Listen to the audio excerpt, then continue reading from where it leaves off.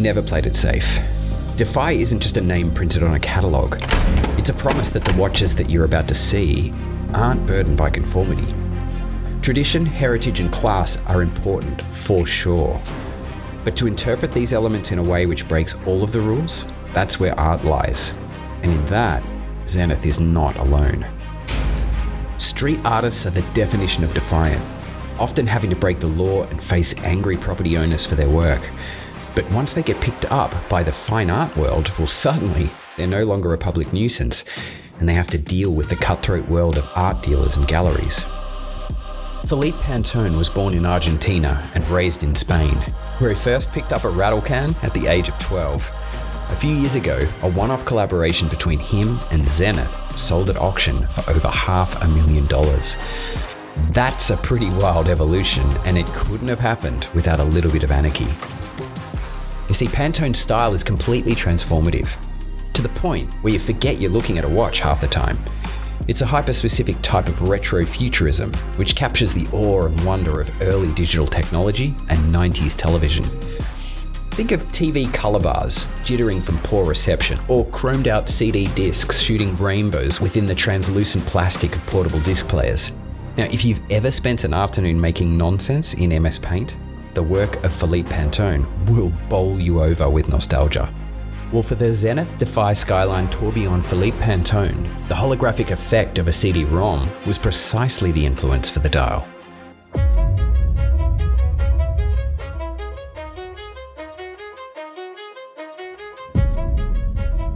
Optical discs like CDs and DVDs actually are physically engraved in the original masters, then replicated by burning the dots and dashes into a reflective material, sandwiched between clear plastic.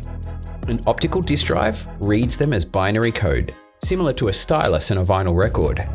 But it's that microscopic spiraling code which creates the rainbow due to diffraction and light interference. Now, you won't find a point-and-click adventure burned into the dial of this Zenith, but concentric circles have been engraved onto a sapphire disc, backed with reflective material to achieve a similar effect. It also evokes holographic trading cards from Pokemon and Yu-Gi-Oh!, which do the same thing by stamping rigid patterns into metallic foil. It's much more hypnotic than traditional sunburst brushing, and you can stare at its dynamic iridescence for a very long time. Fiery yellows and oranges emerge from oceanic blues and purples when you look at the applied indices, hands, and tourbillon structure. Their jagged lightning-esque distortion almost feels like a cartoon animation, or as if the world is glitching around you. The elements which provide stability are the gently rotating tourbillon and the stoic Zenith logo. Being cased in the architecture of a standard Zenith Defy Skyline has grounded the watch significantly. Now, as crazy as this dial is, you could still get away with wearing it every day. It's made of stainless steel and it's super comfortable on the wrist. Whether you opt to wear it on the interchangeable bracelet or rubber strap, the 41mm diameter balances presence and proportion very well, as does the 47mm lug-to-lug length that shouldn't overextend the average wrist. Now, you may have noticed the F, P, T, and 1 engraved into the corner of each lug, presumably initializing Felipe Pantone Tourbillon.